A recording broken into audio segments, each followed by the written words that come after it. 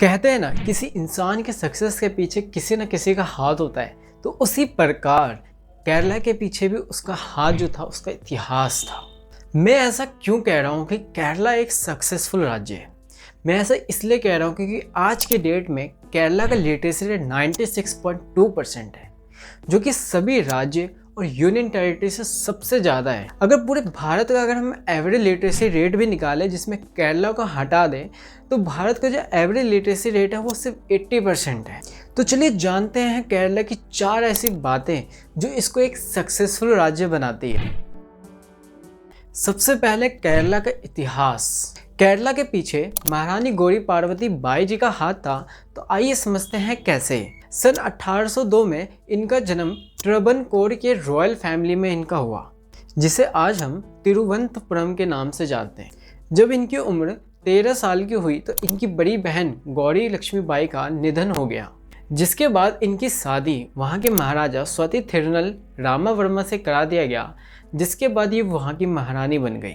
जब वो धीरे धीरे बड़ी हुई तो उन्होंने अपने राज्य में एक चीज़ नोटिस किया कि वहाँ पे इंग्लिश भाषा काफ़ी प्रचलित हो रहा था।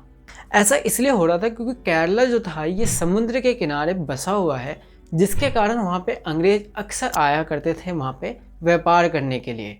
उन्होंने अपने राज्य में एक और चीज़ नोटिस किया कि जो नागरिक अच्छे से अंग्रेजी बोल पाता था और समझ पाता था, वो अंग्रेज से अच्छे से व्यापार भी कर पाता था, जिसके लिए समाज में उसका सम्मान भी किया जाता था।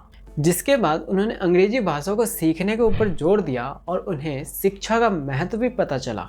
यहाँ तक कि उन्होंने अपने साम्राज्य में सभी नागरिक के बच्चों के लिए शिक्षा को कंपलसरी भी कर दिया। और उन्होंने अपने साम्राज्य में सभी राज्यों को ये आदेश भी दिए कि जितना भी बजट उनका होता है, उसका 70 से 80% वो बजट वो नागरिकों को शिक्षा देने में और उनका डेवलपमेंट करने में खर्च करें, ताकि समाज में किसी तरह का पिछड़ा वर्ग ना रहे और ये आगे जाके समाज की सेवा कर सके। जिसके बाद साम्राज्य में काफ़ी सारे स्कूल खोले गए और इसका जो निरीक्षण था वो खुद जाके महारानी किया करती थी। तो ये था महारानी गौरी पार्वती बाई जी का योगदान केरला को एक सक्सेसफुल राज्य बनाने में। Second number, society. एक जनरल सी बातें हैं कि जो सोसाइटी होती है वो एक अहम भूमिका निभाती है किसी भी कंट्री के लिए एक हाई लिटरेसी रेट के लिए। हमारे समाज में 2 टाइप के सोसाइटी होते हैं, एक एजुकेटेड सोसाइटी और एक अनएजुकेटेड सोसाइटी।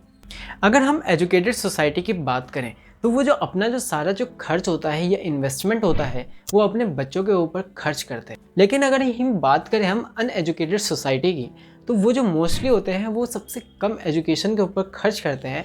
लेकिन अनएजुकेटेड सोसाइटी में भी कुछ एक्सेप्शन होते हैं जो कि इस दुनिया को अच्छे से परख लेते हैं और समझ लेते हैं और अपने बच्चे को इस दलदल से निकालते हैं। लेकिन केरला की अगर बात करें तो महारानी गौरी पार्वती बाई जी ने 1812 में ही इस सोसाइटी को एक एजुकेटेड सोसाइटी में रखा, जिसके कारण जिसका फल इन्हें अभी तक मिल रहा है।